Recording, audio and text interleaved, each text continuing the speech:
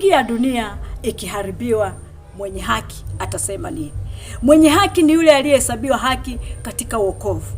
Neno la Mungu linasema tumehesabiwa haki kwa njia ya imani kwa sababu ya kile kipawa cha wokovu. Kwa hiyo ninakusii mama, haijalishi umeanza kuokoka leo au kesho, hata kama hujaokoka, ingia kuomboleza, kwa sababu kikombe cha Mungu kimewaka hasira. Jicho linapodondoka mara 3 ina maana jambo hilo atalitimiza kama hatutalifanyia kazi. Na kama atalitimiza na lile giza kuu ambalo Isaya anasema giza kuu. Lakini mimi ninachotaka kusii tuweze kuomba kwa ajili ya vuguvugu ambazo tunaona kabisa kwa macho yetu sasa haijafika mbali. Ili tukitaka hichi kitu kiweze kufa, kiweze kuisha, ni toba tu.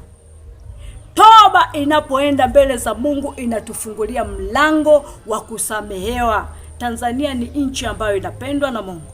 Mimi ni Mtanzania, ninaipenda nchi yangu. Sitaki kukubali nchi ikazulika wakati nipo.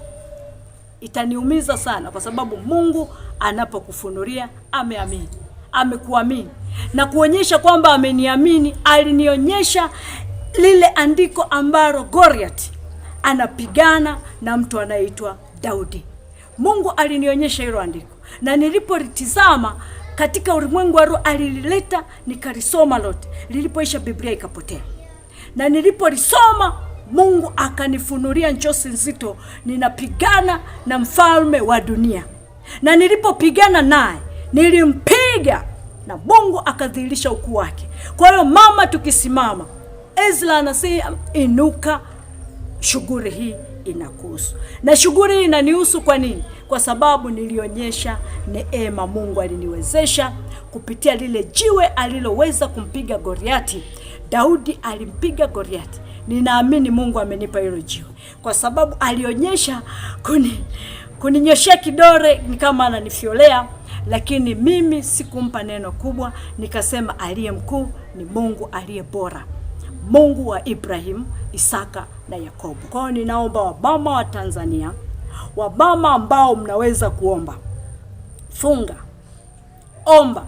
Mimi ninakusii tuingie maombi ambayo tutaiponya nchi, na wewe vile vile katikati hayo maombi yatakusaidia kukuponya, kwa sababu tumeambiwa neno la Mungu linasema tusiwe binafsi. Katikati ya tunapoombea Tanzania, watu wengine wanapopona, walevi wanapopona, wavuta bangi wanapopona, Mungu anagairi mabaya, anaachilia amani, anatuponya wa Tanzania. Mimi na wewe tunakuwa salama.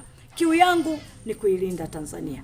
Tanzania ni nchi yetu, tunapaswa tuipende, tunapaswa tuikubali kwamba Tanzania bila kumwaga damu inawezekana. Uongozi, uchaguzi, Mungu ndiye anayechagua kiongozi. Nimeliona lile jangwa, watu wa Mungu. Lile jangwa lilikuwa ni giza nene.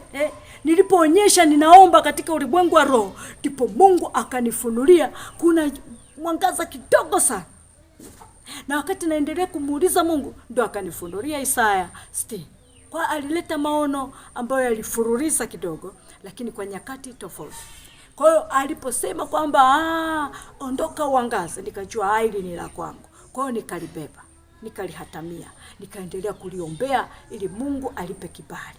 Ninakusii mtu wa Mungu, inuka. Mama, inuka. Usiogope. Na ndio maana Mungu anafunua jicho lake ya kwa nchi ambayo ameiamini. Kwa nini tunataka kuingia kwenye mambo ambayo hayafai? Kwa nini tunataka kupoteza amani ya Tanzania?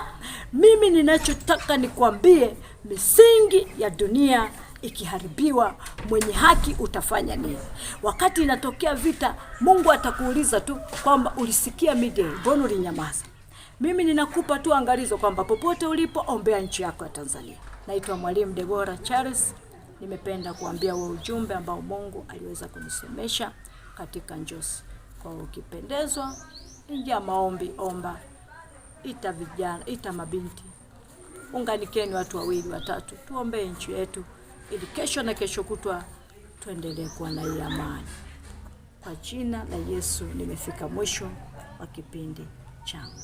Ninakuombea mama upate ndimi ya usemi ili utakapoingia kuomba Mungu akujaze yule Roho Mtakatifu ili tuombe bila kukoma, ili kusogeza mpaka kipindi cha uchaguzi, ili tupate wale viongozi ambao Mungu amewakusudia katika nchi.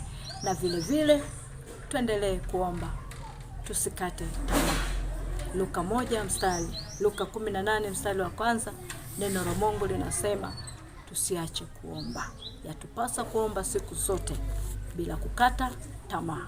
Kwa hiyo tusikate tamaa, tuendelee kuomba. Waombaji kazi yetu ni kuomba mpaka Mungu atakapotengeneza nchi yetu kuwa na amani, kama alivyosema katika Isaya 62 na ule mstari wa 6 na wa 7.